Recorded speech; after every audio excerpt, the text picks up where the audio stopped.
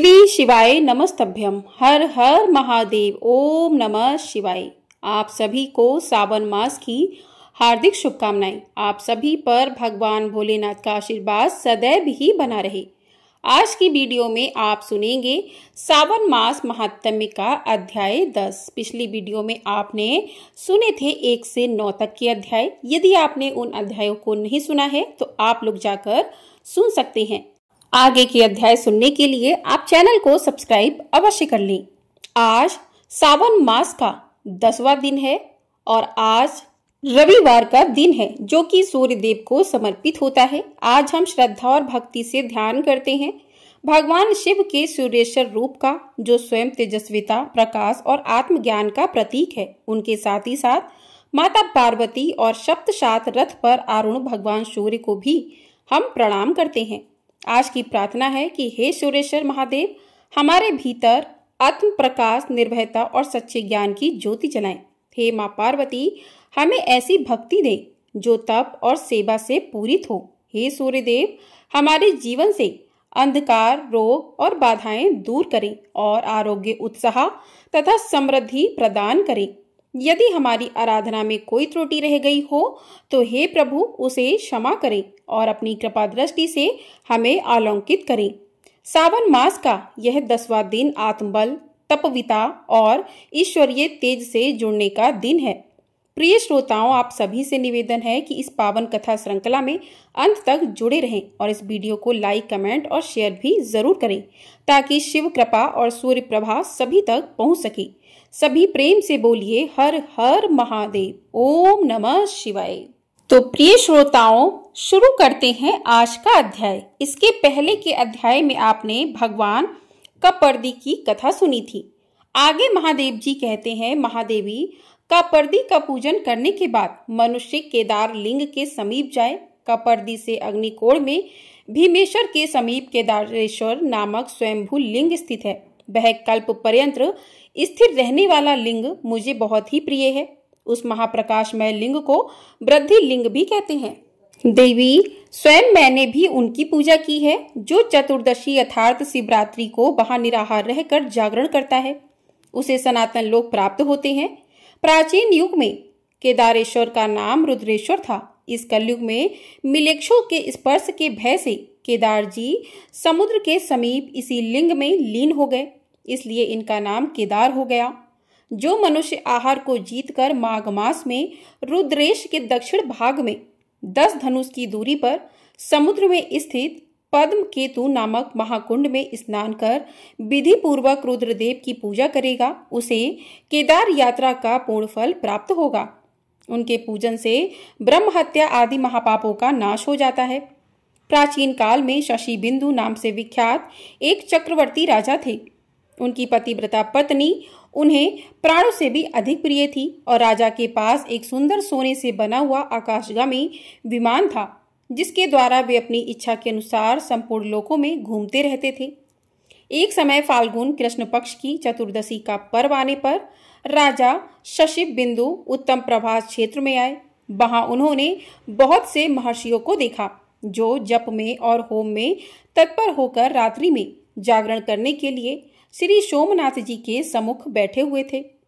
राजा ने भी सोमनाथ जी का दर्शन और प्रणाम करके विधि पूर्वक पूजन किया और फिर क्रमशः भक्ति भाव से उन सभी ऋषियों मुनियों का स्वागत सत्कार करके वे केदार लिंग के पास चले आए।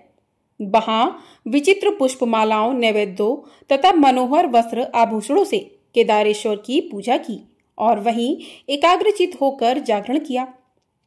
तब वे सब मुनि कौतूहलवश राजा के समीप गए और इस प्रकार बोले, राजन, तुम सोमेश्वर देव को छोड़कर केदार जी के आगे जो जागरण और पूजन कर रहे हो, इसका क्या कारण है?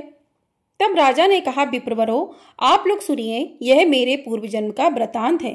पहले जन्म में मैं ब्राह्मणों की पूजा करने वाला शूद्र था। मेरी जन्मभूमि सौराष्ट्र देश में थी। एक समय वहां भयंकर अनावृष्टि हुई अर्थात अकाल पड़ गया। उस समय मैं भूख से व्याकुल होकर प्रवास क्षेत्र में चला आया। वहां आने पर हरणी के मूल भाग में स्थित एक सुंदर सरोवर पर मेरी दृष्टि पड़ी, जो राम सरोवर के नाम से प्रसिद्ध है। वह सरोवर कमल समूह से सुशोभित था। मैं थका मादा तो था ही। उस सरोवर को देखकर मैंने उसमें स्नान किया और देवताओं तथा पितरों का तर्पण करके उसके स्वच्छ जल को पिया। इसके बाद मेरी पत्नी ने मुझसे कहा कि इन कमल पुष्पों को ले लीजिए, यहाँ से निकट ही एक सुंदर स्थान दिखाई देता है, वहां चलकर इन फूलों को बेचेंगे जिससे कुछ भोजन की व्यवस्था हो सकेगी। अपनी पत्नी के ऐसा कहने पर मैं जल के भीतर उतरा और बहुत से कमल के फूल लेकर नगर की ओर चल दिया। वहां पहुंचकर सड़कों, चौराहों और तिमोहारियों पर घूमता रहा, लेकिन किसी ने भी मेरे फूल नहीं खरीदे। इतने में ही दिन डूब गया और मैं अपनी पत्नी के साथ एक मंदिर में आकर सो गया। वहां पत्नी सहित मुझे भूख बहुत जोर की पीड़ा देने लगी। इतने में ही मैंने देखा कि किसी देवालय में होम और जागरण हो रहा है। तब मैं भी उठकर वहां गया और रुद्रेश्वर नामक वृद्धि लिंग का दर्शन किया। उस समय अनंगवती नामक एक वैश्या शिवरात्रि व्रत में संलग्न होकर नृत्य, गीत और उत्सव आदि के द्वारा भगवान के सामने जागरण कर रही थी। मैंने एक मनुष्य से पूछा, भाई यह रात्रि में जागरण किस लिए होता है? यह नाच गान और उत्सव में लगी हुई कौन स्त्री दिखाई दे रही है? तब उसने मुझे बताया कि आज शिव धर्मोत्तर पुराण में प्रतिपादित शिवरात्रि है। यह धर्मपरायणा स्त्री अनंगवती नाम की वैश्या है जो कल्याणमय शिवरात्रि व्रत करके जागरण कर रही है। जो कोई मनुष्य शिवरात्रि व्रत करता है उसे दुख, दरिद्र और बंधन की प्राप्ति नहीं होती। दुष्ट ग्रह, अरिष्ट योग, रोग अथवा भय भी उसके पास नहीं आता। वह उत्तम कुल में उत्पन्न हो, सुख और सौभाग्य से युक्त होता है, तेजस्वी, यशस्वी तथा पूर्णतः कल्याण का भागी होता है। उस मनुष्य की बात सुनकर मेरे मन में भी वह व्रत करने का निश्चित विचार हुआ। मैंने सोचा, अन्न का अभाव होने के कारण उपवास तो मुझे विवश होकर करना ही है, इसलिए क्षार समुद्र पदक तीर्थ में स्नान करके इन कमल के फूलों से अब मैं भगवान महेश्वर की पूजा करूं। तब मैंने अपनी पत्नी सहित स्नान करके भक्ति भाव से कमल के फूलों द्वारा भगवान रुद्रेश्वर का पूजन किया। पत्नी के साथ रात भर वहां जागता रहा। सवेरा होने पर वैश्या ने मुझसे कहा, अपने फूलों का मूल्य 3 भर सोना ले लो। किंतु मैंने सात्विक भाव का आश्रय लेकर उसका दिया हुआ मूल्य स्वीकार नहीं किया। अब मैं भिक्षा मांगकर अपना जीवन निर्वाह करने लगा।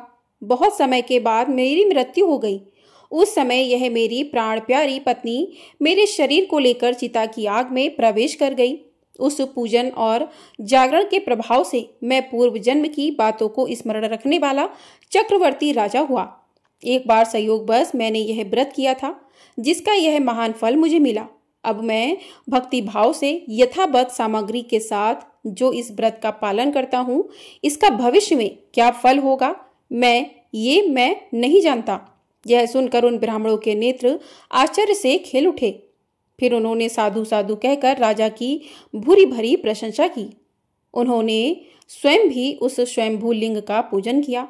राजा शशि बिंदु उस केदार लिंग के प्रसाद से देव दुर्लभ उत्तम सिद्धि को प्राप्त हुए।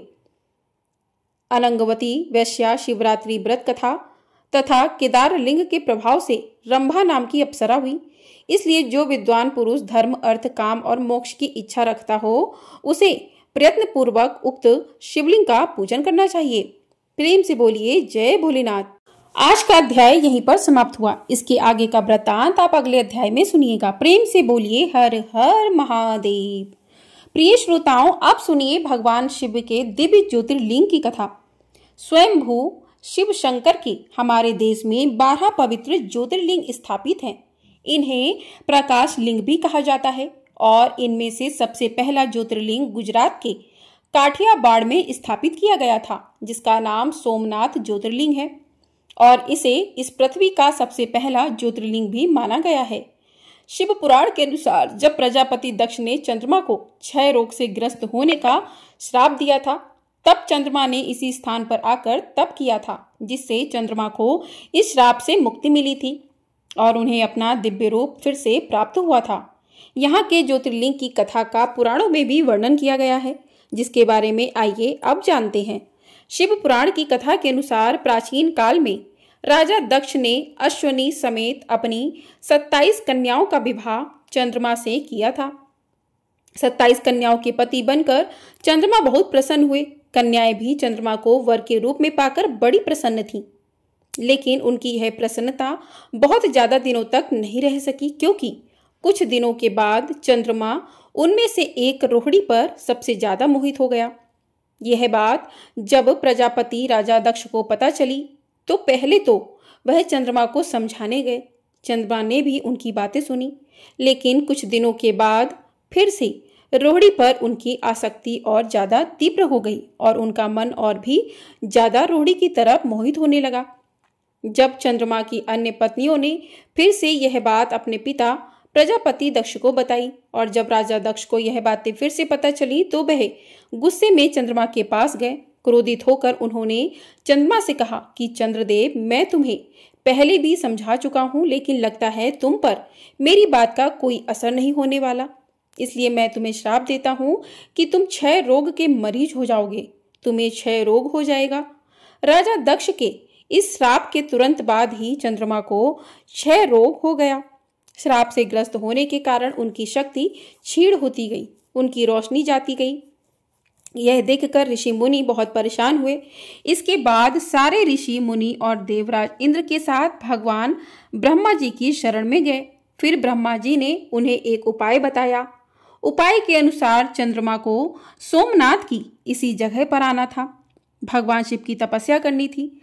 कठिन तपस्या के बाद ब्रह्मा जी के अनुसार भगवान शिव प्रकट होते और वह प्रजापति दक्ष के श्राप से ही चंद्रमा को मुक्ति दिला सकते थे। तब श्री ब्रह्मा जी के अनुसार उनकी बातें मानकर चंद्रमा इस जगह पर आए। भगवान वृषभ ध्वज का महामृत्युंजय मंत्र से उन्होंने पूजन किया। फिर 6 महीने तक भगवान शिव की कठोर तपस्या करते रहे। इतनी तपस्या की कि उन्हें अपनी शुद्ध बुद्धि भी नहीं रही। चंद्रमा की कठोर तपस्या देखकर भोलेनाथ बहुत प्रसन्न हुए, क्योंकि भोलेनाथ बहुत दयालु हैं। उनकी पूजा, उनकी तपस्या चाहे कोई भी करे, वह सब पर बराबर प्रसन्न होते हैं। चाहे वह असुर हो, दानव हो, देवता हो या कोई साधारण मनुष्य हो, वो सबकी पुकार सुनकर उन्हें मनोवांछित फल प्रदान करते हैं। ठीक उसी तरह से चंद्रमा की तपस्या को देखकर भगवान शिव ने उनके सामने प्रकट होकर उनसे मनोवांछित वर मांगने के लिए कहा। चंद्रमा ने उन्हें सामने देखा तो प्रणाम करते हुए कहा कि हे भगवान, अगर आप प्रसन्न हैं तो मुझे इस क्षय रोग से मुक्ति दे दीजिए और मेरे सारे अपराधों को भी क्षमा कर दीजिए। भोलेनाथ कहने लगे कि हे चंद्रदेव, तुम्हें जिसने भी श्राप दिया है वह भी कोई साधारण व्यक्ति नहीं है, लेकिन मैं फिर भी तुम्हारे लिए कुछ ना कुछ उपाय जरूर करूंगा। इसके बाद भोलेनाथ ने चंद्रमा के साथ जो कुछ भी किया उसे देखकर चंद्रमा ना तो ज्यादा खुश हो सके और ना ही उदास रह सके। लेकिन भोलेनाथ ने आखिर ऐसा किया क्या? दरअसल चंद्रमा की तपस्या से भोलेनाथ बहुत प्रसन्न थे। उन्हें वर भी देना चाहते थे, लेकिन संकट देखिए कि जिन्होंने चंद्रमा को श्राप दिया था वह भी कोई साधारण नहीं थे। अब असमंजस ऐसा था और असमंजस भी ऐसा था जिससे भोलेनाथ भी संकट में पड़ गए। जिन्होंने चंद्रमा को श्राप दिया था वह भी भोलेनाथ के ससुर थे। अब ऐसे में भोलेनाथ ने एक उपाय निकाला। चंद्रमा से कहने लगे कि हे चंद्रदेव, मैं तुम्हारे लिए यह तो कर सकता हूँ, तुम्हारा क्षय रोग तो पूरी तरीके से दूर नहीं होगा, लेकिन मैं इससे कुछ कमी जरूर कर सकता हूँ। तुम्हारे लिए एक माह में जो 2 पक्ष होते हैं उसमें से एक पक्ष में तो तुम निखरते जाओगे, यानी कि तुम्हारी शक्तियां बढ़ती जाएंगी, लेकिन दूसरे पक्ष में तुम क्षीण भी होगे।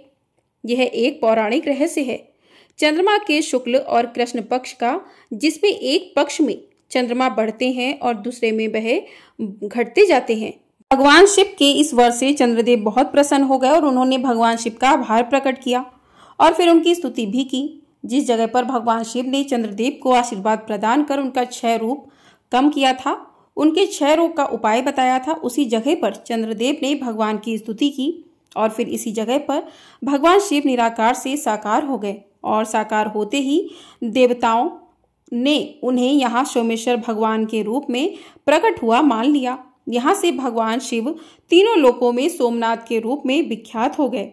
जब भोलेनाथ सोमनाथ के रूप में यहाँ स्थापित हो गए तो देवताओं ने तो उनकी पूजा की ही, साथ ही चंद्रमा को भी नमस्कार किया।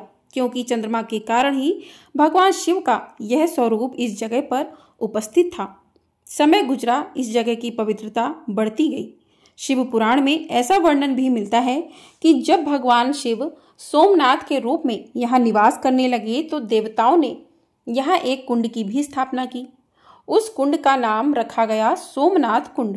कहते हैं कि कुंड में भगवान शिव और श्री ब्रह्मा जी का साक्षात वास है, इसलिए जो कोई भी उस कुंड में स्नान करता है उसके सारे पाप धुल जाते हैं और उसे हर तरफ के 6 रोगों से भी मुक्ति मिल जाती है। असाध्य से असाध्य रोग भी इस कुंड में स्नान करने के बाद समाप्त हो जाता है, लेकिन एक विधि है जिसे मानना पड़ता है। अगर कोई व्यक्ति 6 रोग से ग्रसित है तो उसे उस कुंड में लगातार 6 मास तक स्नान करना होगा। तो यह है महिमा सोमनाथ ज्योतिर्लिंग की। कहते हैं कि इस तीर्थ पर आकर आपके मन में जो भी इच्छा है, जो भी मुरादें हैं, वह जरूर पूरी होती हैं। अगर जीवन में कभी यह शुभ अवसर मिले कि आप भगवान शिव के सभी 12 दिव्य ज्योतिर्लिंगों के दर्शन कर सकें तो जरूर करने चाहिए। जो भक्त किसी कारण से दर्शन करने में असमर्थ हैं, अगर सच्चे मन से भगवान शिव का पूजन करके मन में ही इन ज्योतिर्लिंगों का ध्यान करते हैं तो उन्हें भी दर्शन करने का पुण्य प्राप्त होता है। प्रेम से बोलिए जय भोलेनाथ, हर हर महादेव। आज की कथा यहीं पर समाप्त होती है। इसके आगे की कथा आप अगली वीडियो में सुनेंगे।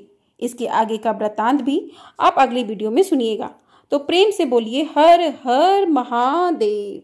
तो इस प्रकार से आज की कथाएं समाप्त हुई। अब करते हैं भगवान भोलेनाथ की आरती। ओम जय शिव ओमकारा, प्रभु हर शिव ओमकारा, ब्रह्मा विष्णु सदा शिव अर्धांगी धारा। ओम जय शिव ओमकारा, एकानन चतुरानन पंचानन राजे, हंसानन गरुड़ासन वृषवाहन साजे। ओम जय शिव ओमकारा, ओ भुज 4 चतुर्भुज 10 भुज अति सोहे, त्रिगुण रूप निरुखता त्रिभुवन जन मोहे। ओम जय शिव ओमकारा, अक्षमाला वनमाला रुडमाला धारी, चंदन मृग मग सोहे भाले शशिधारी। ओम जय शिव ओमकारा, श्वेतांबर पीतांबर बागंबर अंगे, सनकादिक भूतादिक ब्रह्मादिक संगे। ओम जय शिव ओमकारा, कर के मध्य कमंडलु चक्र त्रिशूल धरता, जग हरता जग भरता जग पालन करता। ओम जय शिव ओमकारा, ब्रह्मा विष्णु सदा शिव जानत अविवेका, प्रणवाक्षर के मध्य ये तीनों एका। ओम जय शिव ओमकारा, काशी में विश्वनाथ विराजत नंदनी ब्रह्मचारी, नितुट भोग लगावत महिमा अति भारी। ओम जय शिव ओमकारा, त्रिगुण शिव जी की आरती जो कोई नर गावे, कहत शिवानंद स्वामी सुख संपत्ति पावे। ओम जय शिव ओमकारा, प्रभु हर शिव ओमकारा, प्रभु हर शिव ओमकारा। प्रेम से बोलिए हर हर महादेव। ओम नमः शिवाय। तो इस प्रकार से आज की कथाएं और भगवान भोलेनाथ की आरती पूर्ण हुई। आपको वीडियो पसंद आई है तो वीडियो को लाइक अवश्य कर दिया कीजिए। आपका एक लाइक हमारे लिए बहुत अधिक महत्वपूर्ण होता है। चैनल पर नए हैं तो चैनल को सब्सक्राइब भी कर लिया कीजिए और साथ ही बेल आइकन प्रेस कर दीजिएगा, जिससे हमारे चैनल पर जो भी वीडियो जो भी कथाएं अपलोड होंगी वो आपको समय से मिल सकेंगी और आप लोग उन कथाओं का रसपान कर सकेंगे। तो प्रेम से बोलिए हर हर महादेव। इन सावन के महीने में प्रत्येक दिन आपको हमारे चैनल पर सावन मास महात्म्य की कथाएं सुनाई जा रही हैं। साथ ही एकादशी की कथा भी सुनाई जाएगी। शिवरात्रि कब से है, हरियाली तीज का त्योहार कब मनाया जाएगा, सभी जानकारी दी जाएगी। तो चैनल को ढेर सारा प्यार अपना जरूर दीजिएगा। और आज की वीडियो आपको पसंद आई है तो कमेंट बॉक्स में हर हर महादेव भी अवश्य लिखिएगा। महादेव आप सभी पर अपनी कृपा दृष्टि इसी प्रकार से बनाए रखें।